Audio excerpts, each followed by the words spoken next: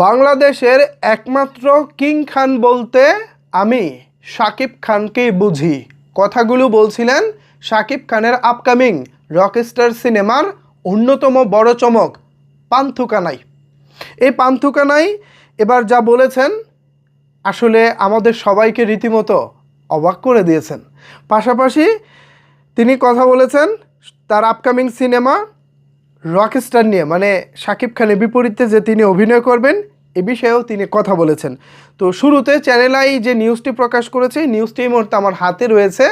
আমি আপনাদের জন্য নিউজ কার্ডটা এখানেও দিয়ে দিলাম, আপনারা বাকিটা পড়ে নেন, আমিও বাকিটা আপনাদেরকে পড়ে শোনাচ্ছি। এখানে তিনি বলতেছেন, বাংলাদেশে একমাত্র কিং খান বলতে আমি শাকিব খানকে বুঝি, কেননা তিনি ২.৫ দশক ধরে দেশের চলচ্চিত্রকে টেনে নিচ্ছেন। অগণিত ভক্ত শ্রোতা ওনার, এই মানুষকে অবশ্যই সম্মান করা উচিত। আমার মতে শাকিব খান বাংলাদেশের অমিতাভ বচ্চন। পান্থু কানাই সত্যি আসলে দারুণ লাগে। এভাবে যখন আসলে শাকিব খানকে কেউ মূল্যায়ন করে তখন ব্যাপারটা খুবই ভালো লাগে। পান্থু কানাই আমি ওনার সম্পর্কে আসলে খুব বেশি ডিটেল জানি না।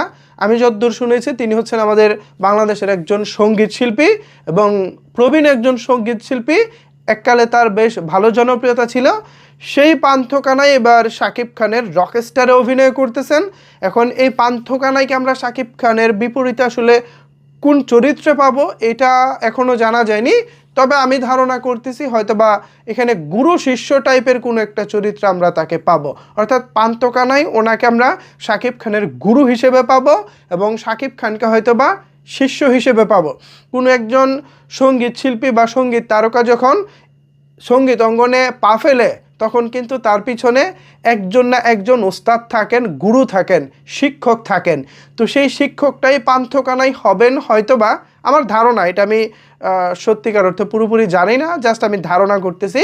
যেহেতু উনি বয়োজ্যেষ্ঠ, মানে বয়সে প্রবীণ, সো সেই জায়গা থেকে আমি আশা রাখছি তিনি যদি ওস্তাদ চরিত্রে অভিনয় করেন তাহলে দারুণ হবে। এবং পান্থু কানাই খুব ভালো গান গেয়ে থাকেন। সব কিছু মিলিয়ে আমার ওনার ব্যক্তিত্ব খুবই ভালো লাগে। এছাড়া যেহেতু আমাদের মেগাস্টার শাকিব খানকে নিয়ে তিনি সম্মানসূচক কথা বলেছেন, প্রশংসাসূচক কথা বলেছেন, শাকিব খানকে নিয়ে প্রশংসা করেছেন। সো সেই জায়গা থেকে তো তার প্রতি ভালো লাগা আলাদাভাবে কাজ করবেই। সো সব কিছু মিলিয়ে পান্থু কানাই আপনার জন্য অনেক অনেক দোয়া এবং ভালোবাসা রইল। আশা করি আপনার এবং শাকিব খানের রকস্টার আগামী কুরবানির ঈদে দাপিয়ে বেড়াবে, সারা বাংলাদেশে হইচই ফেলে দেবে এবং আমাদের ইন্ডাস্ট্রি নতুন করে আবারও আশার আলো দেখতে পাবে। রোজার ঈদের সিনেমা প্রিন্স অনেক হল মালিককে হয়তোবা কিছুটা হতাশা উপহার দিয়েছে। হয়তো তারা যে চিন্তা করেছিলেন, যে প্রত্যাশা করেছিলেন, সেই প্রত্যাশা অনুযায়ী হয়তো ব্যবসা হয়নি। তবে আমরা আশা রাখি আগামী কুরবানির ঈদের রকস্টার নিয়ে। কি বলেন ভিউয়ার্স, কেমন হতে পারে রকস্টার? আর পান্থু কানাই এই ভদ্রলোককে নিয়ে যদি আপনাদের কোনো কিছু বলার থাকে জানাতে পারেন আপনার মতামত নিচের কমেন্টস বক্সে। ধন্যবাদ সবাইকে এতক্ষণ আমার সাথে থাকার জন্য।